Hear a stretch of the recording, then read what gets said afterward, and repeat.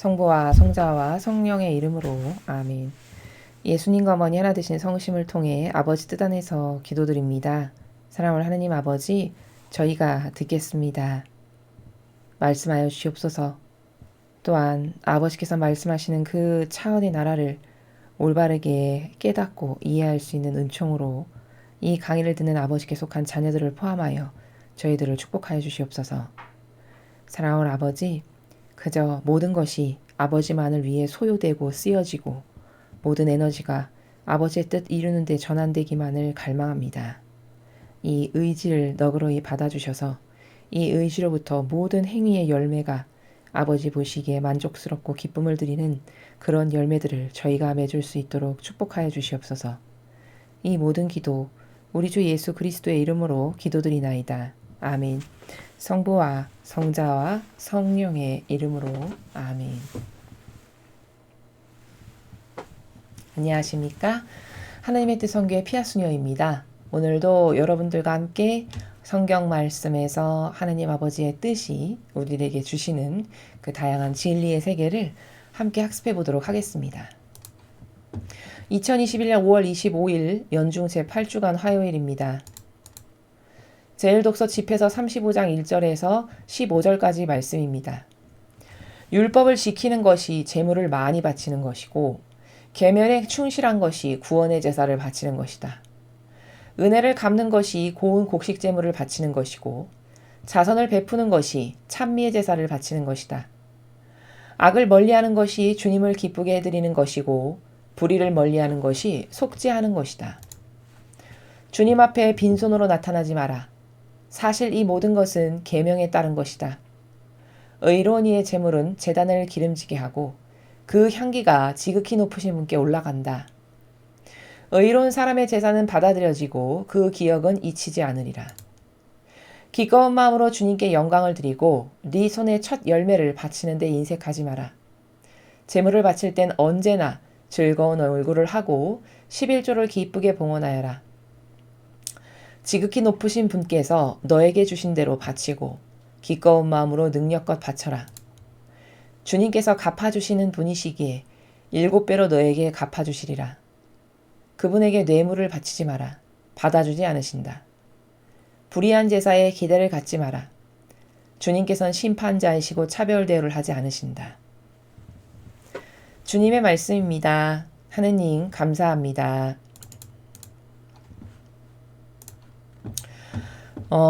오늘 이 집회에서의 내용은 하느님을 기쁘게 해드리실 수 있는 다양한 방법, 그 다양한 방법에 대해서 지금 이야기하고 있는 것입니다.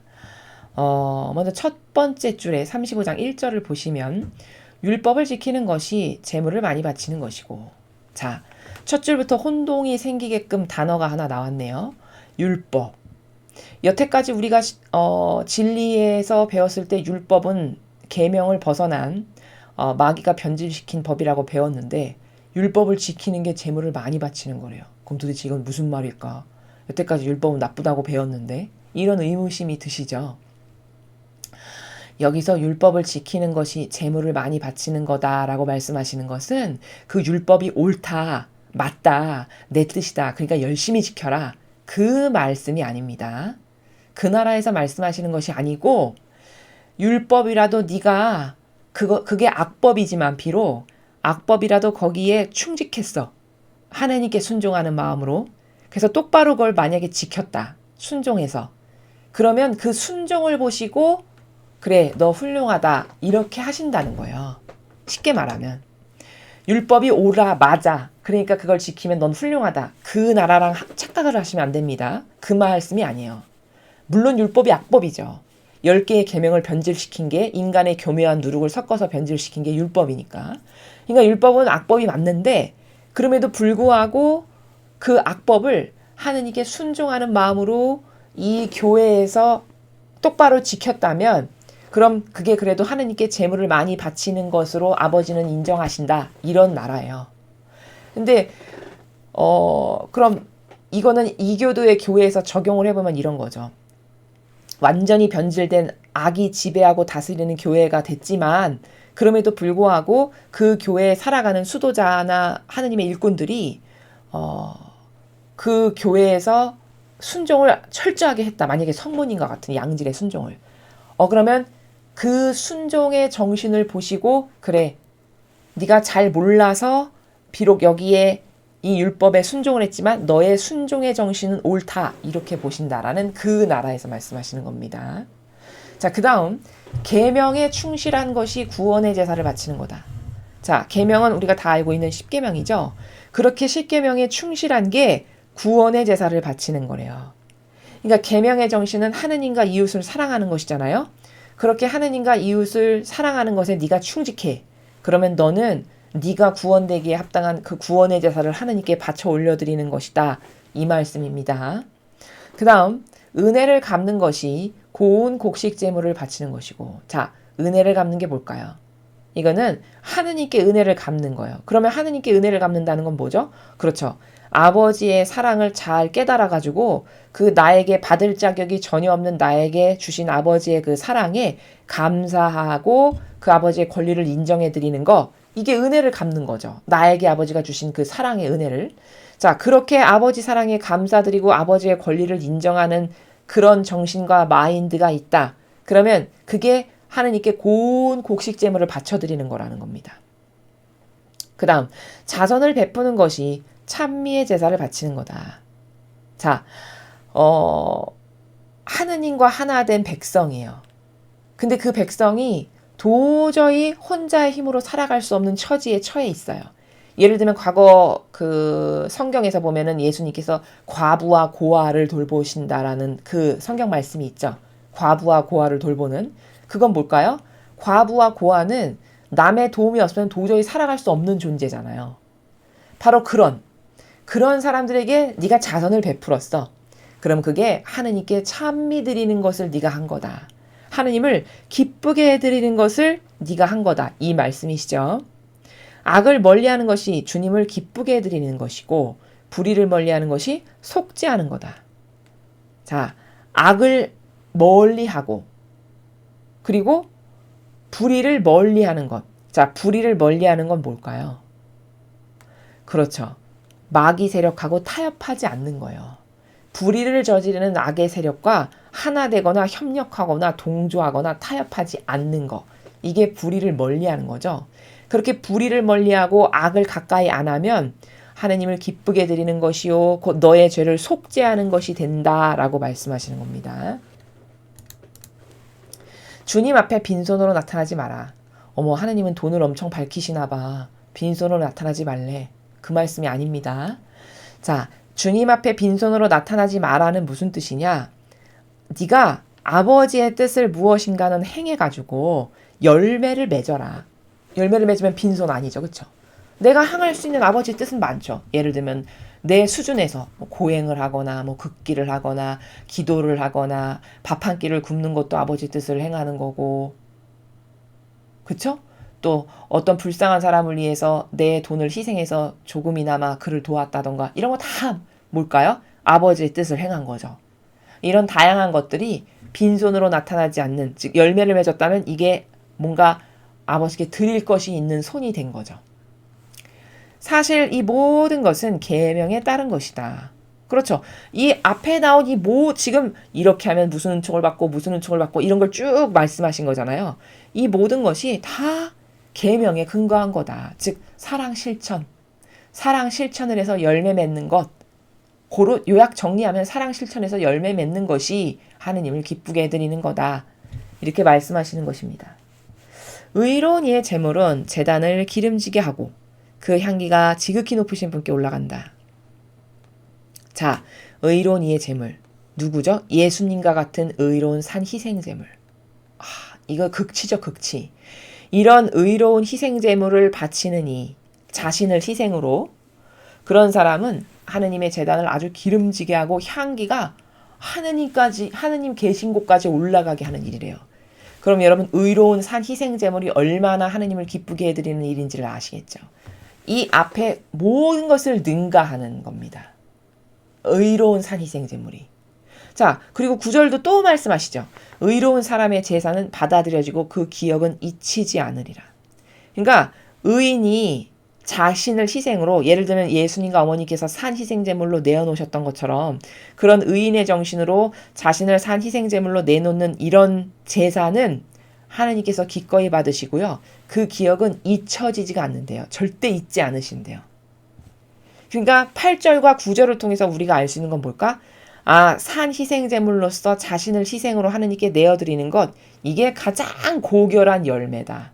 하느님이 가장 기쁘게 받으시는 열매는 뭐다? 자신을 산 희생제물로 내어 바쳐드리는 이런 삶을 사는 게, 이게 하느님께 가장 기쁨, 가장 고결한 열매를 맺는 지름길이고 방법이다 라는 겁니다.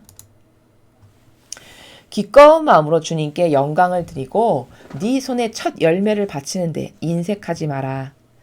기꺼운 마음은 뭘까요, 여러분? 뭔가 이렇게 아까워서 덜어내는 거? 이건 기꺼운 마음이 아니죠. 그러니까 전부로 드리는 거, 혹은 불구하고 드리는 거, 이런 게 다 기꺼운 마음이죠. 이런 마음으로 하느님께 영광을 드려야 된대요. 그리고 네 손에 첫 열매를 바치는데 인색하지 마라. 너에게 첫 소출이 있거든. 그것은 다 하느님께서 은총으로 허락하셔서 그런 열매를 내가 맺게 된 것이잖아요. 그러니까 그 맛배를 하느님께 기꺼운 마음으로 네가 드리는데 인색하지 않아야 된다. 이런 말씀을 하시는 거죠. 자, 이거는 성경에 보면은 카인과 아벨에 보면 카인의 재물은 안 받으시고 아벨의 재물을 받으시잖아요. 기껏게 아버지께서. 그 왜 그렇죠? 둘 사이에 무슨 차이가 있었습니까? 카인은 거기 인간적인 이유로 어떤 이기심과 자애심이 끼어들어서 이렇게 곡식을 이렇게 많이 드렸다가 좀 덜어내는 이런 마음의 나라가 있었던 거죠. 여러분 생각해 보세요. 어느 집에 갔는데 초대를 받아가지고 여러분이 식사 초대를 받으셔서 어느 집에 갔어요. 근데 그 집주인이 밥을, 옛날 어르신들이 그런 말씀 많이 하시죠. 이렇게 고봉으로 푼다고. 막 이렇게 펐다가 이러고서는 이렇게 덜어내요. 그리고서 여러분에게 줬어요. 그럼 여러분 기분 좋으신가요? 안 먹는 이만 못하다고 하는 겁니다. 그런 걸 바로. 그렇죠? 안 먹고 싶죠. 그런 대접받으면. 그럼 인간도 그런데 하느님은요. 근데 인간이 이 자아에게 속아서 한평생 이기심과 자애심으로 살잖아요. 그러면 그런 짓을 자기도 모르게 합니다. 하느님께. 이러면은 차라리 아무것도 안 드리는만 못한 거예요. 저주받을 일을 자기가 한다니까요. 그래서 카인이 하느님으로부터 매면당한 거잖아요. 바로 그런 정신 때문에. 근데 아벨은 가장 토실토실하고 아주 살찌고 좋은 그런 양을, 자기가 한 짐승 가축에 가장 좋은 거를 바쳐드렸죠. 이걸 하느님이 기꺼이 받으시는 거거든요. 기쁜 마음으로. 근데 그렇게 얄팍한 세상도 보면 그 얄팍한 인간의 정신이 있잖아요. 넉넉하게 남에게 베풀지 못하고 이렇게 야박하고 인색하게 얄팍한 가운데서 뭔가 아까워서 억지로 주는 이런 나라를 만약에 하느님께 보여드렸다. 그럼 이거는 좀 저급한 단어로 표현하면 저주받은 거예요. 안 하는 이만 못한. 그 나라를 10절에서 말씀하시는 겁니다. 차라리 아까우면 아무것도 안 해야 돼요. 그렇게 덜어낼 바에는. 안 드리는만 못한 거를 하게 되는 거거든요. 제물을 바칠 때는 언제나 즐거운 얼굴을 하고 11조를 기쁘게 봉헌하여라. 자, 언제나 즐거운 얼굴을 하래요. 그러니까 이건 어떤 나라냐면은 예수님께서 그러시잖아요. 바리새인 율법학자들이 왜 하느님이 역겨워하시는가를 이야기하시는데 이러시죠. 단식하면은 나 지금 단식합니다. 이걸 드러내는 거예요. 핏기 하나 없는 얼굴 막 몰골 허옇게 밥 못 먹어서 힘들어요. 이거를 드러낸다는 거죠. 나 이렇게 희생을 많이 합니다. 이걸 남 앞에 드러내길 좋아한다는 거죠. 근데 그렇게 희생을 나팔을 불면 큰일 난다는 거예요. 지금 여기서 말씀하시는 거는. 그래서 오히려 예수님께서 너 그럴 때일수록 더 단정하게 머리 깨끗하게 빗고 더 좋은 옷 입고 남이 단식하는 거 아무도 모르게끔 하느님하고 너만 알게 이렇게 단식해라. 이렇게 말씀하시죠. 그게 뭘까? 남에게 그렇게 나팔을 불어서 드러났잖아요. 그럼 그거는 이미 부정이 탄 거기 때문에 하느님께서 안 받으세요. 즐거이 기쁘게 받으시는 예물이 아닙니다. 이걸 모르는 거예요, 사람이. 그래서 예수님은 오른손이 한 일을 왼손이 모르게 하고 누가 겉옷 달라 그러면 넌 속옷까지 주고 그게 무슨 원리냐. 그렇게 차고 넘치도록 하시는 거를 기뻐하시고 즐거워하시고 받으시지 그게 인색해가지고 아까워서 억지로 주는 나라에서 뭔가 이런 게 나온다. 그런 향기가. 그럼 그건 차라리 안 해야 된다니까요. 그럼 안 하니만 못하게 되는 거예요. 그런 것을 알아야 된다라는 것이고, 그래서 언제나 네가 재물을 아버지께 바칠 때는 즐거운 얼굴을 해라. 머리 단정하게 싹 빗고 오히려 그럴 때일수록 단식 안 하는 것처럼 더 좋은 옷 입고 이렇게. 그렇게 해야 하느님께만 보여드려야 네가 하늘나라에서 받을 상급을 잃지 않는다. 이런 나라에서 말씀하시잖아요. 바로 그런 거고 11조를 기쁘게 봉헌하여라. 자, 이 나라는 물론 여기서 11조를 기쁘게 봉헌하여라가 우리가 알고 있는 그 11조 소득에 네가 열매 맺은 것에 10분의 1을 딱 띄어가지고 아버지께 드려라. 그 말씀도 되지만 요 11조를 기쁘게 봉헌하여라라고 말씀하신 요 행간에 숨어있는 정신, 이 의미는 어떤 의미냐면 이런 거죠. 이거 다 너에게 허락하신 게 아버지가 주신 거니까. 육으로 봤을 때는 네가 육적인 노동을 해서 네 힘으로 네가 번 것 같지만 그러나 본질의 나라에서는 그런 건강을 허락하신 것도 아버지시요. 이 모든 여건이나 환경이 너가 사업이 잘 되게끔 허락하신 모든 것이 다 아버지시잖아요. 그렇죠? 그럼 사실 네가 소출을 낸 그 재물은 이론적으로는 너의 것이지만 본질적으로는 다 아버지의 것이라는 거죠. 왜? 나에게 그 주신 모든 환경이며 건강한 육이며 이게 다 아버지가 허락하시지 않으면 안 되는 것들이니까 그 허락 가운데 내가 벌어들인 것이니까 사실은 아버지가 은총으로 주신 거라는 거예요. 아버지의 것이라는 거죠. 그러니까 네가 그 아버지의 것을 되돌려 드리는 게 올바른 정신이다. 요런 나라에서 말씀하시는 거고 또 두 번째는 아버지께서 너를 사랑으로 이렇게 세상에 내셨고 너에게 이런 많은 은총을 베푸셨으니 너도 이제 성숙하다면 아버지의 일을 하는 것이 아버지께 그런 기쁨을 드리는 것이 올바른 것이다. 요런 나라에서 11조를 기쁘게 봉헌해라 이렇게 말씀하시는 겁니다. 그리고 이 11조를 기쁘게 봉헌해라라고 하는 말씀에는 물질도 있지만요. 내가 가난해서 물질이 없을 수도 있잖아요. 그러면 꼭 물질만 되는 거냐? 그런 건 아니에요. 노동, 내가 할 수 있는 다양한 어떤 희생, 기도들이나 이런 거 다 하느님께 기쁘게 바쳐드릴 수 있는 봉헌들입니다. 지극히 높으신 분께서 너에게 주신 대로 바치고 기꺼운 마음으로 능력껏 바쳐라. 같은 나라죠. 억지로 그 아까운데 억지로 뛰었다가 줬다가 뺏었다가 줬다가 뺏었다가 이런 나라는 그냥 밥 이렇게 엎어버리고 싶잖아요. 사람도 안 먹고 엎어버리고 싶죠. 그런 사람이 주는 밥 똑같으신 거예요. 아버지도 부족한 사람도 그렇게 덜었다 맞다 덜었다 말았다 이런 사람은 안 먹고 만다 이렇게 되는 거잖아요. 그런 저주받을 일을 자기가 한다니까요. 하느님께 영이 마귀에게 사로잡히면. 그러니까 그렇게 하지 말라고 지금 가르쳐 주시는 거예요. 네가 만약에 하느님께 감사함으로 진짜 예물을 바치고 싶어. 그럼 기꺼운 마음으로 또 네가 할 수 있는 만큼 능력껏 너의 한도가 기껍게 드릴 수 있는 그것만큼 억지로 드리는 거 말고 네가 기꺼운 마음으로 즐겁게 아버지께 마땅히 이건 받으셔야 됩니다라고 해서 드릴 수 있는 그것만큼 능력껏 바쳐라. 이런 말씀을 하시는 거죠. 주님께서는 갚아주시는 분이시기에 7배로 너에게 갚아주시라. 네가 만약에 그렇게 옳은 정신으로 아버지께 예물을 바쳐드리고 노동이나 너가 할 수 있는 그런 희생을 바쳐드려. 그럼 7배로 갚아주신다. 너의 올바른 정신을 보시고 이런 말씀이시죠. 그래서 이 앞에도 보면은 이렇게 하면 복 받는다라고 지금 많은 카테고리를 말씀하시는 건데 이런 것은 하느님이 기쁘게 받으시는 거다라고 지금 카테고리를 말씀하시는 건데 그중에 탑이 뭐라고 말씀드렸죠? 그렇죠. 산 희생제물. 의로운 이의 산 희생제물이 그 향기가 아버지 대전 앞에까지 올라가고 그건 절대 잊지 않으신다라고 하는 이런 희생으로 바쳐지는 것이 하느님께 그토록 큰 기쁨을 드린다라는 겁니다. 요거를 잊어버리시면 안 되는 키포인트예요. 그분에게 뇌물을 바치지 마라. 받아주지 않으신다. 자, 14절은 하느님께 뇌물을 바치지 마라. 그러니까 뇌물이 뭡니까? 그거는 정당하지 않은 것을 하느님께 요구하는 거. 이거 분명히 정직하지 않고 정당하지 않은 방법인데 이거 좀 됐으면 좋겠습니다. 라고 해서 뭐를 청원 드리는 거. 그럼 부정직한 거는 하느님이 당연히 받지 않으시겠죠. 정직 자체신데 아버지께서. 공정과 정의 자체시잖아요.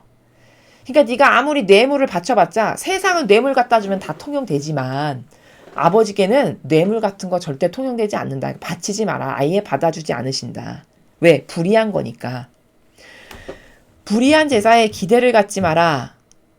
주님께서는 심판자시고 차별 대우를 하지 않으신다. 자, 불의한 제사에 기대를 갖지 마라. 이게 무슨 말입니까? 불의한 제사가 뭐냐면 공정과 정의가 없는, 즉 다시 말하면 누룩처럼 자신을 위한 것이 끼어들어간 제단을 불의한 제사예요. 라고 말씀하시는 거예요. 그러면 다시 구체적으로 말씀드리면 뭐냐면 하느님을 위하는 것 같으면서 내 자애심과 이기심과 누룩을 교묘하게 집어넣은 제단. 이게 다 불의한 제사를 바쳐지는 제단이거든요. 그럼 이를테면 예를 들면 이런 거죠. 사제의 영과 함께 이런 것을 매일 제단 위에서 한다. 이거 불의한 건가요? 아닌가요? 이거 불의한 거죠. 이거 감히 주님의 거룩한 제단 위에 역겨운 인간을 집어넣은 거죠. 사제라고 하는. 그 인간을 집어넣어서 그 아버지만이 받으셔야 될 권리를 도둑질해서 감히 거기 인간의 사욕과 욕망을 누룩처럼 집어넣은 게 바로 이런 거예요. 사제의 영과 함께 같은. 성령님과 함께 했던 것이 이렇게 계속 조금씩 변질돼서 지금은 사제의 영과 함께라고 하죠. 이게 바로 불의한 제단.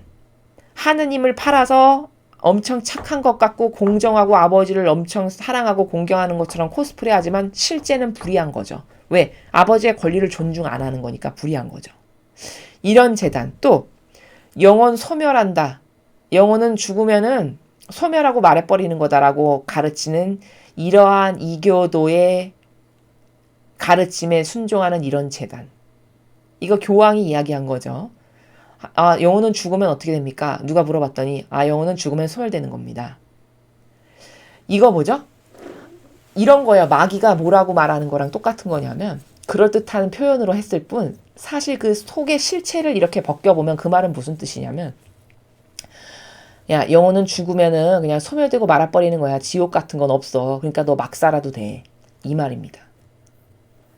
여러분, 인간이 가뜩이나 정직성이 떨어지는데 그나마 지옥이 있고 연옥이 있다라는 어떤 경각심을 가져야 죄를 안 짓고 어떻게 하면 하나님께 더 죄악을 안 짓고 정직한 사람이 될까? 어떻게 하면 아버지를 더 기쁘게 해드릴까? 자기를 좀 수신하게 되겠죠. 지옥과 연옥이 있다는 진실을 사실적으로 깨달으면. 근데 이거는 천사들이 좋아하는 거고 이건 하느님이 기뻐하시는 일인데 마귀는 어떤 걸 좋아할까요? 영원히 패망하는 걸 좋아하잖아요. 한 명이라도 더 지옥 가는 걸 좋아하죠. 그러니까 어떻게 가르치죠? 교묘하게 지옥 없어. 영혼은 죽으면 소멸하는 거야. 그러니까 이 지상에서 막 살아도 돼. 지옥 없는데 막 살아도 되지 뭡니까? 그쵸? 지옥이 있으니까 무서워서 경각심이라도 가져서 어떻게 하면 조금이라도 더 착한 일을 할까? 이런 거잖아요. 인간의 수준이. 근데 그나마도 그 지옥이나 연옥의 존재를 부정해버려. 없어. 영혼은 죽으면 소멸하는 거야. 그러면 인간더러 뭐 하라는 거예요? 그냥 막 살아도 돼. 그냥 너 하고 싶은 대로 자애심, 이기심 따르고 자아의 종으로 계속 살아. 어차피 영혼은 소멸하는 거고 지옥 없는 거니까. 이거랑 똑같은 거지 뭡니까? 그걸 이교도의 교황권이 가르친다고요. 이런 걸 가르치는 재단이 불의한 재단이에요. 이거 성경에도 없는 건데. 성경은 예수님이 말씀하시죠. 너 영원히 꺼지지 않는 불 속에서 이를 박박 깔면서 네가 아무리 분통을 터뜨린다 한들 다 소용없다. 이미 늦은 거다. 이거 다 맨날 나오는 거잖아요. 성경에. 그쵸? 그럼 지옥이 있다라고 뻔히 나오는 건데 성경에 자신이 지옥이 없다라고 선포하는 거죠. 그걸 허물어가지고 경계를. 그럼 이게 선입니까? 악입니까? 당연히 악이죠. 하느님보다 더 높은 자예요? 하느님이 만드신 경계를 막 허물게? 말도 안 되는 거거든요. 조금만 생각해보면 알 수 있는 거거든요. 근데 그런 말을 서슴없이 해도 그것이 잘못됐다라고 말을 하는 신학 박사 한 명이 없는 게 로마 가톨릭의 현실이에요. 이거는 성경에 이러이러한 것에 근거하여 완전 잘못된 발언입니다. 이거 말을 하는 사람이 있어야 되잖아요. 이게 진실이 아니니까, 진리가 아니니까. 근데 그런 말을 똑바로 집어가지고 말을 하는 신학 박사 하나 없는 게 로마 가톨릭의 현실이라고요. 그럼 그거 하나만, 그 한 단면만 봐도 우린 뭘 알 수 있죠? 아, 이거 다 불의한 제사를 맨날 바치는 거구나. 성경에 근거하지도 않는 거짓. 공정과 정의가 아닌 거짓. 그게 불의한 제사지 뭡니까? 바로 그런 제사에 너 기대를 갖지 말아라. 그렇게 불의한 제단에다가 네가 맨날 봉헌하고 뭐 갖다 바치고 예물 줘봤자 아무 소용이 없다. 기대를 갖지 말아라고 하셨어요. 왜? 마귀에게 갖다 주는 거니까 기대를 가질 필요가 없는 거죠. 하느님에게 가져다 드려야 봉헌이 되는 거지. 마귀에다가 가져다 주는데 어떻게 그게 봉헌이 됩니까? 마귀만 점점 더 좋아지는 일이지. 마귀만 더 먹고 살찌라는 일이죠. 그렇죠? 이런 거예요. 그래서 또 영혼의 우상으로 살아가잖아요. 그들이. 주님의 거룩한 제단 위에서 예수님이나 성모님의 모범과 정신과 카리스마로 살아가나요? 아니면 자기 자아에서 올라오는 기호나 정서나 경향, 자기 뜻, 자기 의지를 맨날 가르치나요? 그쵸? 후자죠, 후자. 그렇게 자기 뜻, 자기 정서, 기호, 경향을 맨날 가르치면서 신자들의 사고방식을 병들게 해서 모두가 다 지옥의 자식으로 이끌고 가고 있어요. 이러니까 불의한 제단이고 불의한 제사입니다. 그런 것에 기대하지 마라. 거기다가 네가 백날 봉헌하고 갖다 바치고 이런 거 해봤자 아버지는 안 받으신다는 거예요. 거기 불의한데 어떻게 받으세요? 공정과 정의 자체신데. 15절의 첫 줄이 그 말씀입니다. 주님께서는 심판자시고, 자, 심판자라고 하시는 말씀의 나라는 뭐죠? 불의한 것을 그냥 넘기시지 않은 분이시니까 네가 불의한 제단에 맨날 갖다 바쳐봤자 아무 소용없다. 네 영혼에 아무 유익도 안 된다. 오히려 저는 마귀랑 이렇게 하나 됐습니다. 그 징표 찍는 거고 도장 박는 거고 이마와 손등에 도장 박는 일을 너가 하는 거다. 이 말씀이에요. 좀 더 적나라하게 해설을 하면. 왜? 하느님은 심판자시니까. 옳지 않은 것에 타협하시지 않으니까. 불의한 것을 그냥 넘기지 않으시니까. 그게 여기 심판자라고 말씀하시는 나라예요. 그러니까 그런 제단에다가는 뭘 바친다 해서 하느님이 받으시는 게 아니라고요. 그리고 차별 대우하지 않으신다.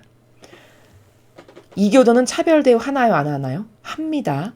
어떻게 차별 대우를 하죠? 이분법 신분 질서를 만들었죠. 자신들은 왕으로 살아가요. 우상숭배 받으면서. 근데 그 교회에 속한 신자들을 예수님은 왕으로 섬기라고 했는데 왕으로 섬기나요? 여러분은 너는 이 정도만 해야 돼. 감히 여기까지 올라오면 안 되지. 이런 나라에서 대하나요? 이런 나라에서 은연중에 대하죠. 이건 뭐예요? 이건 신분 질서가 분명히 눈에 보이지 않지만 존재한다는 거거든요. 그럼 이게 공평한 겁니까? 이게 차별 대우가 있는 거죠? 근데 하느님은 그런 차별 대우를 하지 않으시는 분이라는 거예요. 이게 하느님의 교회가 완전히 아니라는 거를 이런 데서도 발견할 수 있죠. 그렇죠? 하느님께서 거기 있으시다면 그런 이분법, 신분질서로 살지를 않겠죠. 그런 걸 은연중에 교묘하게 만들질 않겠죠. 그러나 그게 엄연히 존재함을 여러분이 느끼실 거라는 거죠. 그건 뭘까? 여기 하느님은 차별대우하지 않으신다라고 분명히 말씀하셨는데 거기 신분질서를 만들어서 차별대우하는 게 엄연히 존재한다. 그럼 주님의 교회가 아니라는 뜻이네요. 입증이 다 되죠. 이렇게 어떤 것을 하느님께서 기쁘게 받으시는 건가? 당신이 하느님께 축복을 받고 싶다면 요런 것을 하시오 라고 지금 가르쳐 주시는 나라를 여러분께서 집회서에서 지금 보신 겁니다. 자, 그럼 오늘 주신 복음 말씀 함께 보시겠습니다. 마르코복음 10장 28절에서 31절까지 말씀입니다. 주님 영광 받으소서. 그때 베드로가 나서서 예수님께 말하였다. 보시다시피 저희는 모든 것을 버리고 스승님을 따랐습니다. 예수님께서 말씀하셨다. 내가 진실로 너희에게 말한다. 누구든지 나 때문에 또 복음 때문에 집이나 형제나 자매, 어머니나 아버지, 자녀나 토지를 버린 사람은 현세에서 박해도 받겠지만 집과 형제와 자매와 어머니와 자녀와 토지를 100배나 받을 것이고 내세에서는 영원한 생명을 받을 것이다. 그런데 첫째가 꼴찌되고 꼴찌가 첫째 되는 이들이 많을 것이다. 주님의 말씀입니다. 그리스도님 찬미합니다. 자, 여기 지금 예수님께서 제자들에게 말씀하시는 거잖아요. 그렇죠? 근데 지금 그러면 하느님의 일꾼들에게 말씀하시는 거거든요. 근데 예수님께서 말씀하시는 나라가 이런 거죠. 육적으로는 불행 자체인 거잖아요.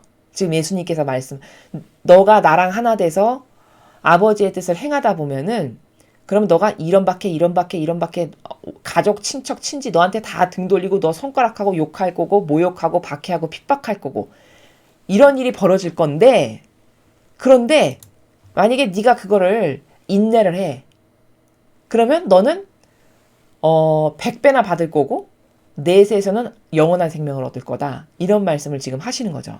자, 그러면 생각해 보십시오, 여러분. 모든 신앙인이 이런 은총 받는 건 정말 좋아해요. 영원한 생명 다 받고 싶어 하죠. 그렇죠? 자녀 토지 100배나 받는데 이거 다 원하지. 이거 싫다라고 하는 사람 없어요. 근데 문제는 뭐냐면 이것을 왜 못하냐. 은총 받는 건 좋지만 이 과정을 갈 수 있는 사람은 많지 않죠. 이런 뭔가 박해와 핍박과 모욕과 고통과 희생으로만 가득한 삶이잖아요. 이걸 받으려면은. 근데 이런 결과론적인 영원한 생명과 복받고 뭐 100배나 받고 이런 건 다 원하지만 예수님이나 어머니께서 겪으셨던 그 처절한 고통의 과정을 원하는 사람은 없단 말이죠. 근데 그거를 그러면 왜 못하냐? 어떤 오해 때문에 그러냐? 그거는 인간의 순전히 자아 때문에 그래요. 자아. 이 자아가 막인데 제가 자아에 대해서는 그 마라나타 메시지 해설을 통해서 더 상세하게 말씀을 드리겠습니다. 일단 간략하게 말씀을 드리면 이 자아가 막인데요. 자아는 항상 인간을 속여요. 어떻게 속이냐? 예를 들어 이제 고통이나 희생이나 할 게 다가오잖아요. 그럼 이 자아에서 뭐가 싹 올라오면 너 그거 하면 힘들잖아. 그렇게 살면 너 손해잖아. 너 왜 그렇게까지 해야 돼? 너만 손해야. 이런 게 싹 올라온단 말이죠. 그 자아라고 하는 곳에서부터. 그래서 그런 것을 하면 손해본다라고 생각하게끔 하는 게 자아예요. 이 오해를 불러일으키는 거예요. 그런 식으로 자아가. 여러분을 속여서. 그럼 이 자아의 속임수에 왜 넘어가냐? 인간이 근시안적이어서 그래요. 근시안적인 이기심과 자애심 때문에 그런데 결과론적으로 말을 하면 그럼 근시안적인 이기심과 자애심이라는 건 무슨 말이냐면 자, 거시적 관점으로 살아가는 사람은 하다못해 이 세상에서도 거시적 관점이 있는 사람은 30년 후에 먹고 살 걸 걱정하죠. 그렇죠? 그러니까 지금 내가 20살인데 가만히 있어봐. 내가 50살, 60살쯤 되면은 노년이 될 거고 그때 내가 살아려면 지금부터 허리띠를 바짝 졸라매어서 한 달에 적어도 100만 원씩은 저금을 해야 되고 그러면 자녀들에게 교육비는 얼마큼 써야 되겠고 뭐를 줄이고 허리띠 더 졸라매고 어떤 이런 계획을 세우죠. 사람도 근시안적이지 않은 사람은. 그럼 이건 왜 그렇게 하는 거죠? 먼 미래를 바라다 보는 안목이 그 사람에게 있기 때문이잖아요. 그런데 근시안적인 이기심과 자애심이라는 프레임에 갇혀 사는 사람은 어떤 문제가 발생하냐면요. 이 지상에서 살아도 50년 후, 40년 후 인생은 걱정 안 해요. 생각도 안 해요. 그리고 당장 지금 100만 원 있어. 다 먹어. 다 써. 그럼 내일 당장 100만 원 없으면 내일 굶을 텐데 그런 건 모르겠고 그건 내일 일이야. 오늘 다 먹고 다 써. 그럼 내일이 닥쳤어. 돈이 없어. 그럼 어떡하지? 또 오늘 당장 먹을 수 있는 거 어떻게 해서 마련해. 그것도 다 먹어 없어버려. 이게 근시안적인 자애심과 이기심으로 살아가는 사람의 사고방식이에요.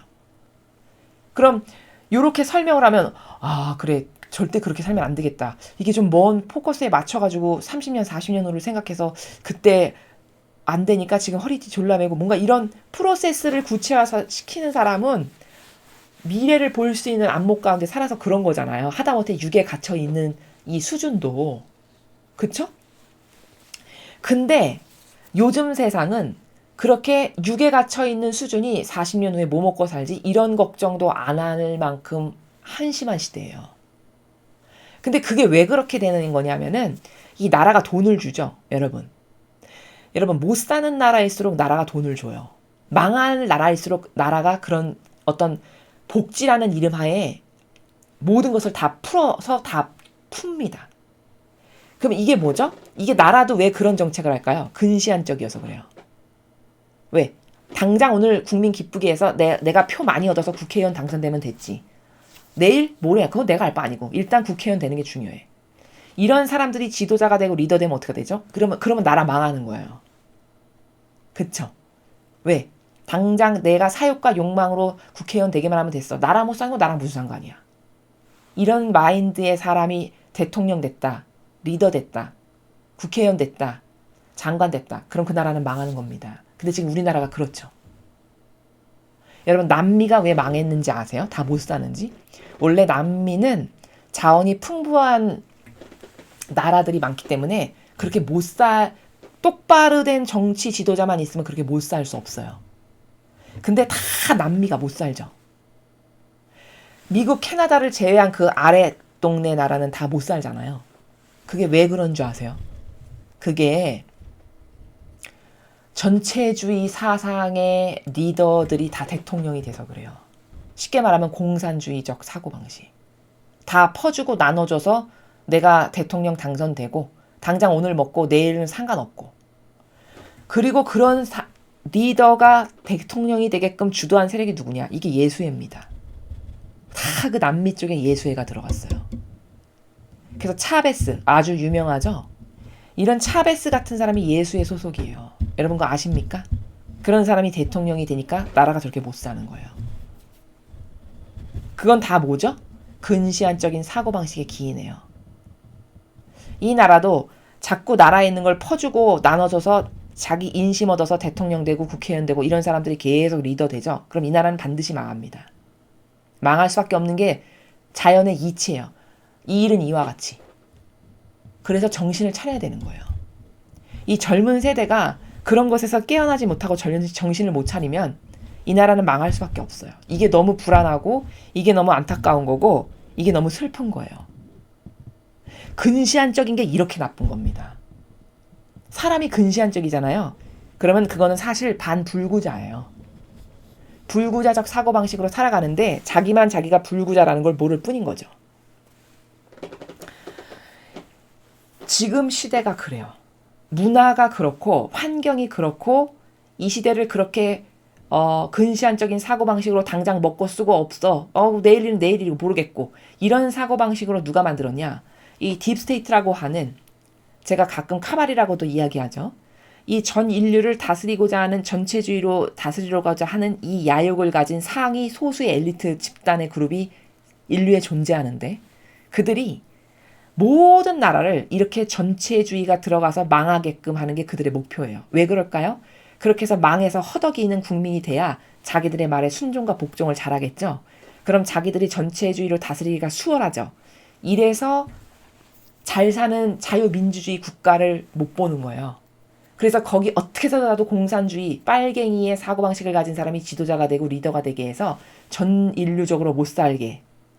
그래서 시키면 다 굴복하는, 복종하는 그런 저급한 사고방식의 인간들이 되게끔 역사에서 그래서 자신들이 지배계층에 앉아서 이들을 다스리고 주물럭주물럭해서 마음대로 할 수 있는 전체주의로 다스리기 위해서 그렇게 자유민주주의 진영에 자꾸 빨갱이의 국가 지도자 리더를 세우는 겁니다. 그래서 나라가 점점 못 살게끔.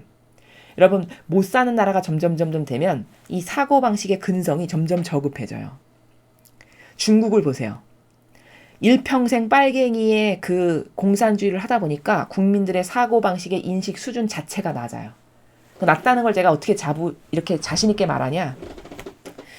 그 동영상을 저희 강의 중에 올린 게 있는데 그 홍수가 났어요. 그 작년인가쯤에 아주 많은 홍수가 났죠, 중국에. 근데 거기 자기 집에 홍수가 심하게 나다 보니까 물이 들어차가지고 부엌에 물고기들이 떠다녀요. 가재도고 뭐 다 젖은 건 말할 수도 없고. 근데 그 상황에서 그 국민들이 어떤 반응을 보이냐?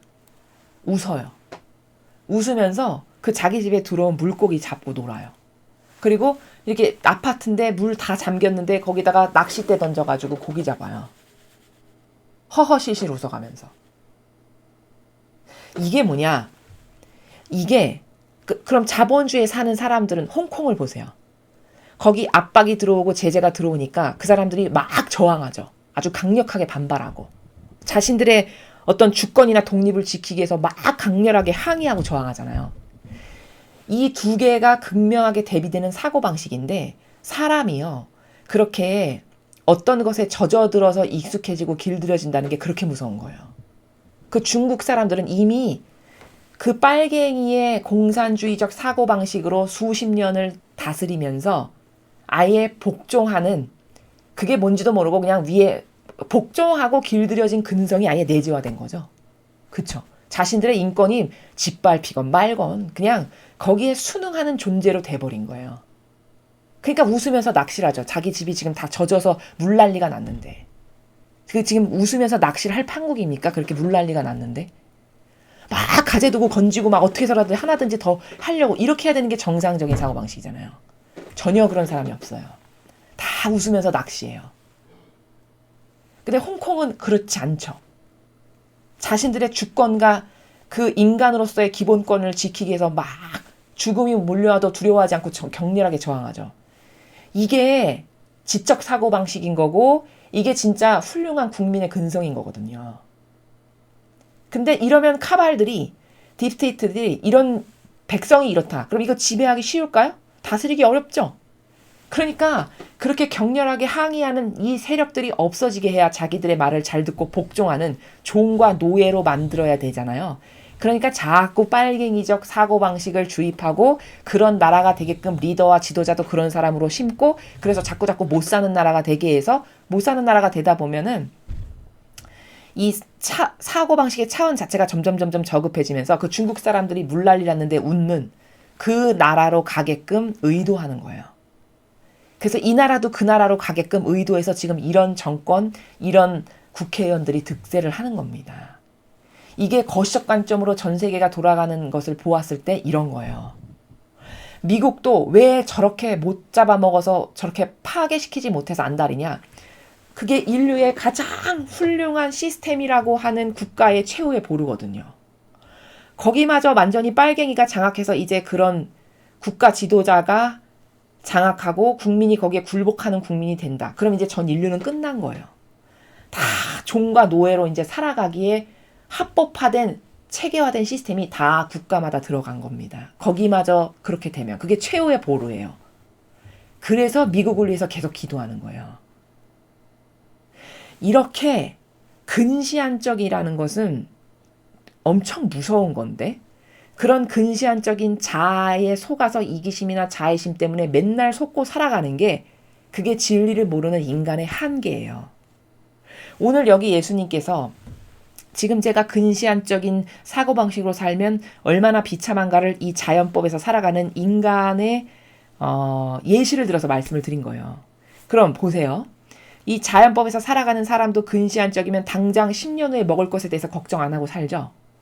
그러면 이런 영적인 것을 갈망하려면 얼마나 더 그런 자아를 뛰어넘어야 될까요? 이런 눈에 보이는 것도 그 정도의 해안과 대비책이 없이 막 산다면은 이런 보이지 않는 세계에 대한 갈망은 더 없을 거 아니에요. 그쵸? 아니 보이지도 않고 들어본 적도 없는데 뭐 그런 게 어디 있어? 본 적도 없는데 이렇게 말할 텐데 대다수의 사람들이. 그럼 이런 거를 갈망하려면 얼마나 그 자아와 근시안적인 사고방식을 뛰어넘어야 될까요? 그쵸? 그렇게 다 이 좁은, 이 근시안적이라는 건 이렇게 좁은 거잖아요. 내 둘레에 불과 몇 센치밖에 안 되는 이 테두리 반경이 내가 살아가는 전부인 거예요. 사고방식의 정신세계가. 그럼 거기서 살아가는 사람은 절대 이런 영원성이나 이런 거시적인 영혼이 성공하는 이런 아름다운 이런 고결한 세계를 도전하거나 이런 건 못해요. 관심이 없고 일단 그것을 초월해서 뛰어넘을 수 있는 이런 에너지나 열정이 나오질 않아요. 왜? 이 세계를 모르니까. 여러분 중국 사람들이 그 물고기 들어와도 좋다라고 웃으면서 물고기 잡는 사람들에게 여러분 천국을 갈망하십시오. 그게 여러분의 진짜 영혼의 본 모습입니다. 그게 여러분이 영원히 변하지 않을 가치를 지니는 겁니다. 이런 말 거기 가서 백날 떠든다는데 그 사람들이 그거 눈 하나 깜빡하면서 그래? 그런 게 있어? 그런 거에 도전해야겠네. 이렇게 할까요? 그렇게 안 한다는 거죠. 그럼 똑같은 인간인데, 그쵸? 똑같은 육을 지닌 인간이잖아요. 근데 어떤 사람은 이런 영원성을 그냥 갈망해서 여기에만 올인하고, 어떤 사람은 당장 집에 물난리가 났는데도 하하호호 웃어가면서 물고기를 잡는 거는 이건 도대체 어떻게 된 차이일까요? 그쵸? 이거는 심각하게 고민해봐야 될 문제예요. 사람이 그런 근시안적인 것에서 빠져나오지 못하잖아요. 그걸 극복하지 못하죠. 이러면 절대 이 나라는 못 가요. 여기 예수님 말씀하신 너가 100배나 받고 영원한 생명 받을 거다. 이 나라는 못 가요.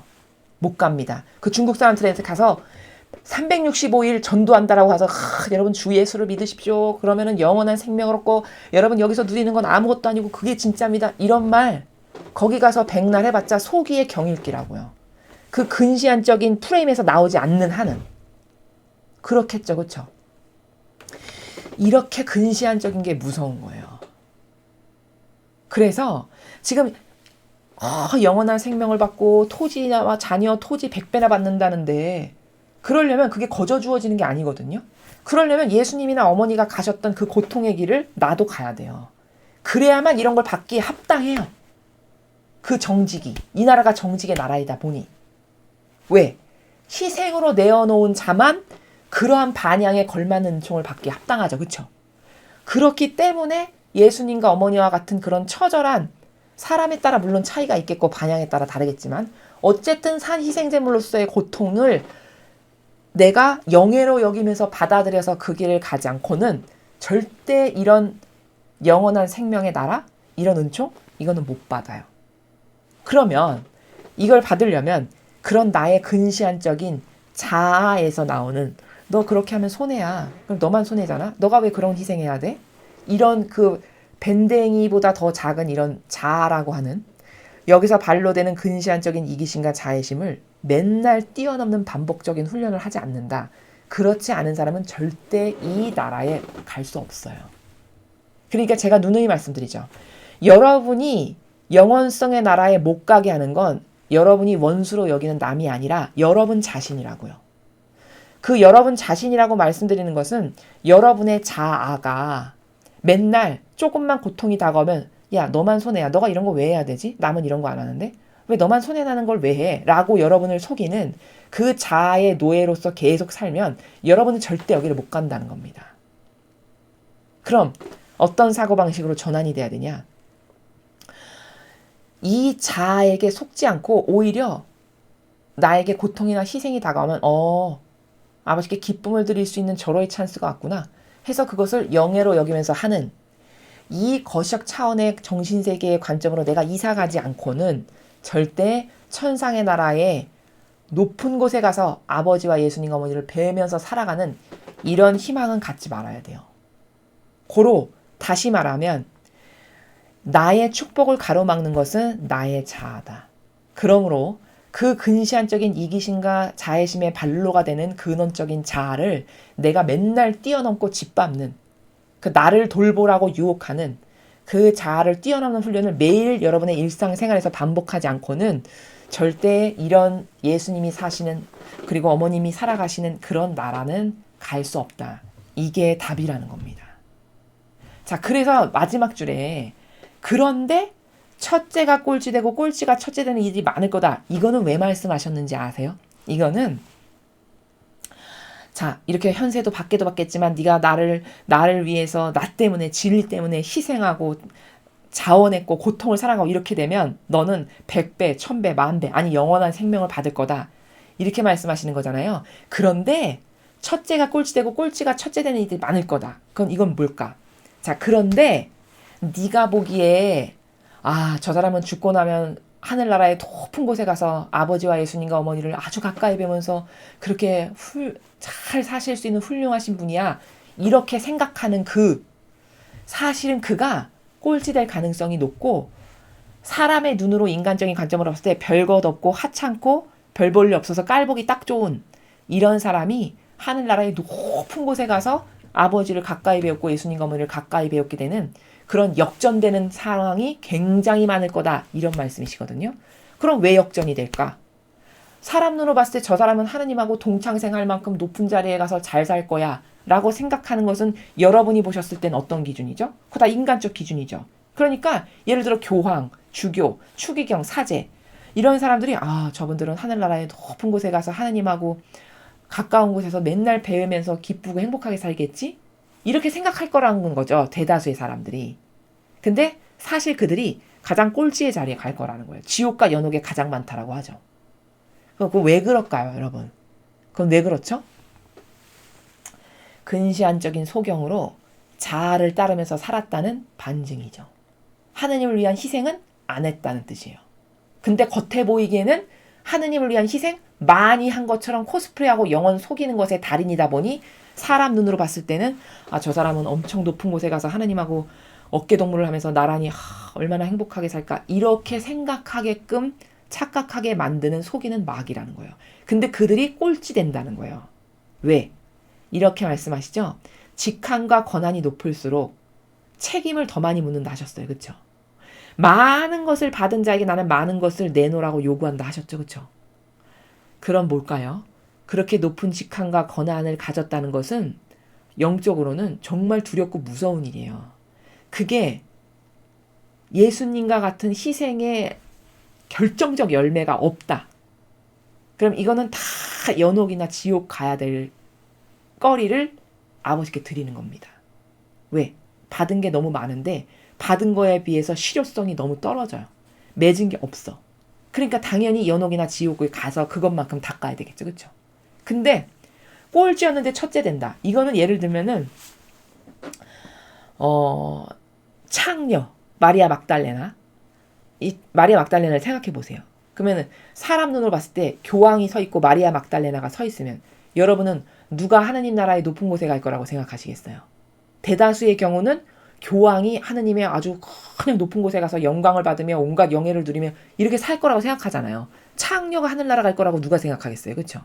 근데 오히려 창녀, 세리, 절름발이 그 병자라고 해서 사람들한테 손가락질 받고 무시당했던 이 사람들이 너희보다 하늘나라 더 먼저 간다. 예수님이 이렇게 말씀하셨죠. 그건 뭘까요? 네 눈으로 봤을 때 꼴찌인데 그 사람들이 첫째가 될 가능성이 더 높다는 거예요. 그럼 왜 그럴까요? 다 부족한데 많은 권한과 책임을 그 영예를 받은 것만큼 열매를 맺었어야 함에도 불구하고 오히려 마이너스. 왜? 자기 거 가르쳐가지고 남까지 사고방식 병들게 해서 지옥으로 가게 하니까 마이너스죠. 플러스는커녕. 이런 열매를 맺는 게 높은 직함과 권한을 가진 사람들인데 이 창녀, 세리, 다리 저는 사람, 병자 이런 사람들은 남이 봐도 다 부족해요. 그러니까 최소 뭐냐면 남을 속이는 거는 없어. 그렇죠? 그럼 무슨 권한이 있냐 힘이 있냐 아예 없어. 그런 거는 깔보기 다 딱 좋은 처지에 있는 사람들이에요. 그러니까 일단 순수한 거예요. 그 역겨운 권한과 높은 직함을 가진 사람들보다는. 왜? 남을 속이는 거치나 아니나 남을 속이는 그런 요소가 발동이 없죠. 그렇죠? 오히려 더 가장 저주받은 사람이네. 무지하고 깔보기가 딱 좋지.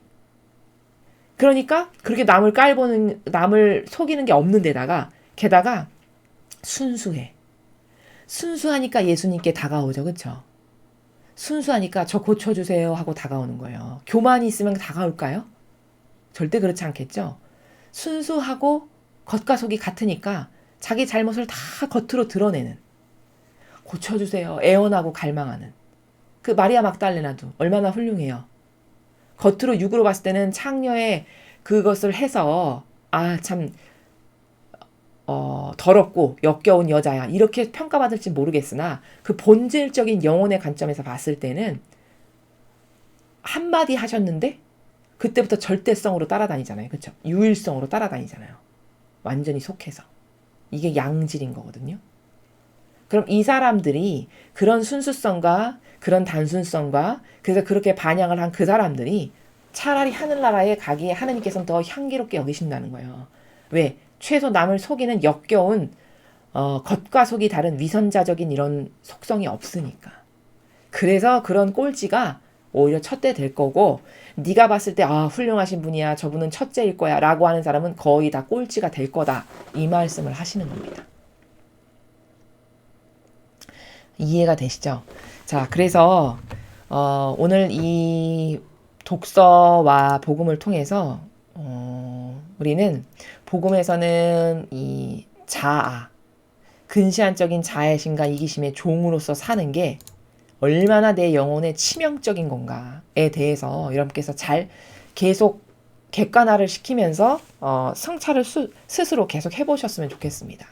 그리고 이제 집회서를 통해서는 하느님께서 즐겨받으시는 어떤 예물이랄까, 즐겨받으시는 것은 무엇인가, 어떤 나라를 하느님이 반기시는가, 이런 것에 대해서 가르쳐 주셨어요. 그 중에서 가장 아버지께서 좋아하시는 것은 그 향기가 하느님의 대전까지 올라간다는 것은 무엇이라고 하셨죠? 산 희생제물로 자신을 내어 바치는 이런 의인의 산 희생제물의 정신, 이것을 가장 높이 치신다. 그걸 즐겨받으신다.